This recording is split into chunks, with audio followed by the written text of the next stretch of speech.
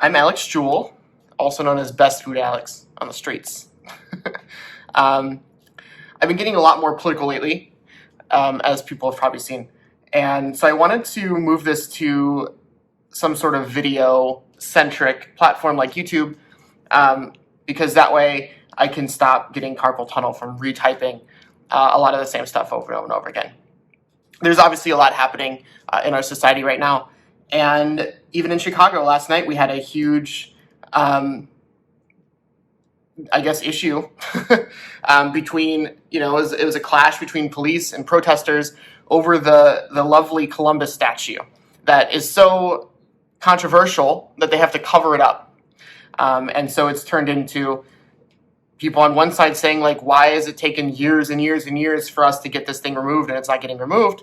And other people are asking why people can't just sit at home and not bother things such as what they define as history. They see statues as literal history in the cement, and they are terrified of losing that memory of this man who didn't actually discover America. But one of my favorite things to discuss that I've been seeing a lot, particularly from the right, is the accusation that Democrats have somehow elaborately set things into motion to cause a global pandemic and cause the Black Lives Matter movement and all of the social tension that's come with those things, and the way that they've weirdly become politicized. And so I wanted to break it apart into how I see it and kind of explain why that is a completely ludicrous thing to claim. First, let's talk about the Democrats. Who are the Democrats? They are truly in America, in the sense of global politics, a centrist group of people who kind of give us a little bit of liberalism here and there. There's good Democrats and bad Democrats in terms of progress. But for the most part, they're not really an extremist leftist group like the right tries to pin them as. They're ultimately suffering from fractions within the party, and they haven't been able to figure out how to bring those things together and form like an identity that's successful, that the left side of the country can feel represented by. And so they're suffering from these fractures, and they haven't even been able to get a viable candidate that represents truly the wide spread of the left wing in the U.S. So, what are we accusing them of? We're accusing those people who are so disorganized and having an identity crisis, who ultimately benefit from the same broken system that the right does. We're accusing them of orchestrating a global pandemic. That seems a little bit. It seems a little bit crazy to me, and I'm going to break it down. So, what would that mean if they orchestrated a global pandemic that ended up here in the U.S. and has been a disaster here in the U.S.? What would they have had to do in order to get that done? And perhaps because they're so busy doing this stuff, they couldn't give us a candidate that truly represents us. Well, one, they would have had to convince China to release or allow the release of a virus, a deadly virus, into one of their most populated and economically important provinces, costing them trillions of dollars, bringing their own country to a halt. That is where we'd start, right? We'd have to ensure that the virus spread around the world, infecting 213 countries at this point. Many of those countries with the ability to fully investigate where this virus came from and how everything happened. So we convinced those 200 plus other countries to also fully shut down, implementing quarantine, masks, social distancing, contact tracing, at great economic and human cost of their own. They'd have to sneakily convince the entire right wing of the US then to not follow the same rules as the other countries who were able to contain the virus. Those other countries have been able to go back to normal And so, what? The Democrats convinced all of the people on the right to just do the wrong shit? Is that what happened? So, beyond that, right, the accusation is ultimately, oh, there's a election coming up in November, and the Democrats orchestrated this whole global pandemic to make Trump look bad. And when you really think about what's made Trump look bad, it's not the fact that there was a global pandemic, or is. It's the fact that he didn't do anything right in response to the global pandemic. So they're going to risk that. They're going to conjure up this elaborate plan, convincing 213 countries to be on board with it, at least convincing China that they should start it or allow it to be started on their land. And there was still the risk that Trump could respond to it positively and effectively and get it under control if it got here and maybe didn't spread as quickly, and Trump immediately shut off the borders and, remove the threat. That's a lot of risk, right? So what makes Trump look bad at the end of the day is what he did, not the pandemic itself. So they created this pandemic just in the assumption that he would do the wrong thing and look bad on his own. That's stupid. They don't have to create a pandemic for that. He can do it all by himself. So did they convince him to do everything wrong in hopes of it causing a dying economy, an overweighted and inefficient healthcare system, to fail at his own responsibility to maintain foreign relationships? And did they somehow convince all of his followers, all of the Trump right-wing people who don't want to wear masks and don't want to socially distance, did they also convince all of those people to follow his instruction or follow his behavior? In some cases, not even follow that, because there's some cases where Trump said, socially distance, wear your mask. So they've convinced all of those people to do the wrong thing. They've created an entire global pandemic just to make Trump look bad. That doesn't seem realistic to me. That doesn't seem like a viable explanation. And so then we can look at Black Lives Matter too.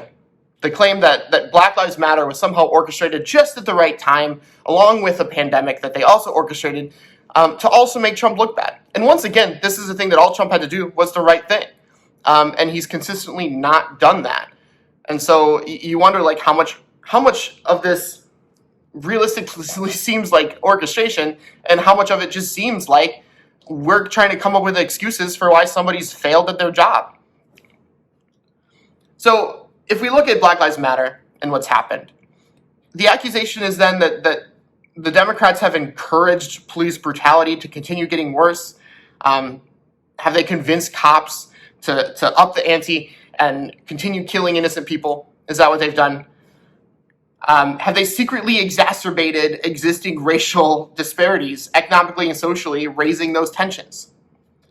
Have they handcrafted decentralized public outcry and protest at the exact right moment, in the middle of a pandemic, so that hundreds of thousands of Americans would angrily flood the streets and demand change in the systems that Democrats themselves also benefit from, to attack the systems that these centrist Democrats have, in a lot of ways, helped create?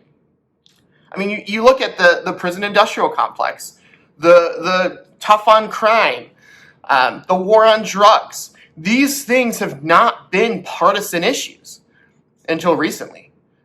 Throughout, decades before this, the Democrats were tough on crime and fighting the war on drugs too, just as strongly, cleaning up our streets, using loopholes like the 13th Amendment and creating the prison industrial complex and all that stuff. These weren't partisan issues. They benefited from it just as much. It got them votes. They got their budgets passed, things like that.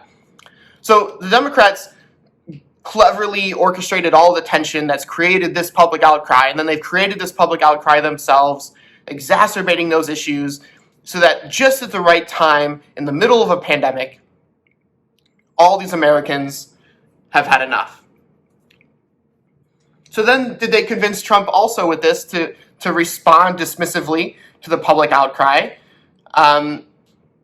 Did they convince law enforcement to get worse, to increase their militarization, to increase their violence, to not even, to be unashamed in racial profiling and all the things that they continue to do? Is all that orchestrated so that these racial tensions keep bubbling over and getting worse? All perfectly orchestrated at the exact right time, manipulating millions of Americans, billions of global citizens, pulling strings at the highest levels of 200 plus countries around the world, even getting protests in other countries so that Black Lives Matter on our behalf rings out in the streets of Paris or Berlin, or these places where huge protests in favor of America being more progressive have occurred. That just seems absurd to suggest that this party, remember who we're talking about. We're talking about the disorganized, fractured, confused, and ultimately antiquated party of the Democratic Party, who benefit again from this broken system. So we're accusing them of doing all of this for an election? And so when you think about it, the amount of effort that they would have to put into this, it's not even a realistic suggestion. You'd think after all of that work, they would have just gotten a candidate that could beat Donald Trump, right? They could have done pretty much anything else at way less effort, way less cost, way less destruction on a global level, way less risk. They could have, spun some votes. They could have done anything else illegal and corrupt that would have been so much simpler than bringing the entire world to its knees over a joke of a president that half the country doesn't take seriously anyway, and the rest of the world ultimately doesn't take seriously. It seems like we're just making excuses when we accuse the Democrats of doing all of this. We're just making excuses for the fact that somebody extremely incompetent is in office, that both parties have failed to represent us and failed to do the right things to build a country that works for everybody. And these are the moments where we see that the country doesn't work for everybody, that the blueprint that we're working with, the foundation of the country, of its economy, of the way that capitalism works within the government, all of these things that might have seemed like a good idea in the first place are not such great ideas. And so we're at a point where we're going to have to vote in November and try to make it better. But at the end of the day, we have to blame both parties ultimately for the situation we're in.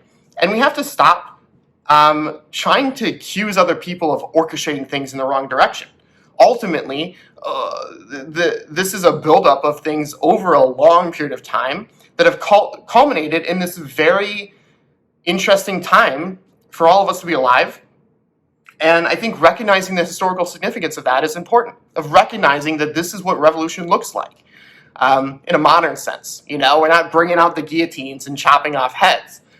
But at the end of the day, bringing down a Columbus statue, however nonviolent that seems, but it might seem violent to other people because we're more worried about concrete than human life. These are the moments where we have to figure out what side of history we stand on. And we have to recognize the critical components of this that look similar to where we've been previously in history. They just look a little different because of the time period and because of the culture and because of the circumstances. Contextual things are important. But we have to understand what is happening and disregard our favorite party or our favorite political viewpoints to realize, progress doesn't wait around for us. Progress doesn't decide, it doesn't slow down or stop because we don't want it. Progress is going to happen whether we usher it in calmly and peacefully or not. So you have to kind of figure out, like, are you going to welcome progress in? Are you going to usher it in? Are you going to be part of the positive change? Or are you going to just fight it and fight it and fight it with tons of excuses and blaming the Democrats for orchestrating things that are impossible for them to orchestrate, just to make your guy look bad? Ultimately, they all have to look bad. They all look bad to a degree, and that's why things are changing. So nobody created these societal clashes. These societal clashes are a result of poor design. They don't even create media. People blame the creation of media, right? The use of media to sway people. And there is that problem. But to blame all of the media hype and the media miscoverage is not completely fair either. Media focuses on fear-mongering and selective exposure to earn dollars. And beyond that, there's the bias, the layer of whoever's executive, whoever's talking, whoever the journalist is.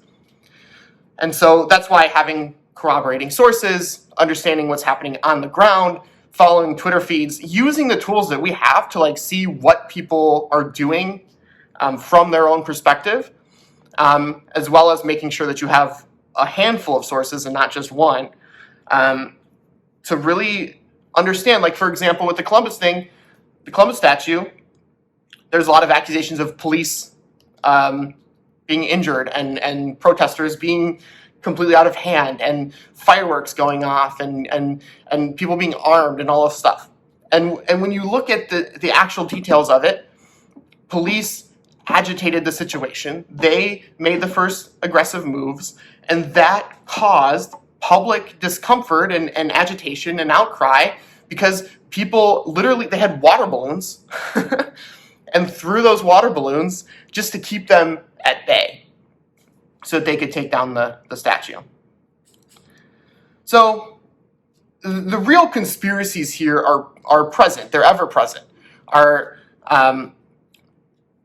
Our media might cover things from certain perspectives, but ultimately the real conspiracies are in the open. Our leaders talk about them openly. You can read about them verbatim in bills, into things that they say on the Senate and congressional floors. Our president will tweet. Our president will tweet the conspiracies. He'll attempt to produce coherent sentences about them as he stumbles through public speaking exercises. So wake up, sheeple. It's here. I mean, there's nothing hidden that you need to be aware of. Focus on the things we know. Focus on being on the right side of history. Focus on being educated on what those things are, on people's perspectives. We ultimately have a failing country and a failing economy because of a failing and confused Republican Party and a failing and confused Democratic Party. And the issue is not necessarily the two-party system, although there's definitely byproducts that they're negative. The issue is ultimately the fact that they're all just throwing fake dollars at game tables, hoping they magically save the country just for another day. And they don't know which direction to turn because they're so fractured internally and they're just trying to survive at the top. And so it's our job ultimately as citizens of the country to do things about it and to create the cities and create the locality that we want. And that means at every level being active, voting, and understanding what's going on. So I know this is a little long, but it's my response. I think it's sometimes I can type things that are really long, and this is my response to a lot of the accusations I'm seeing that don't make a lot of sense. And I think when you really break it apart and you really think about it, it becomes a little bit more clear. So thanks for listening.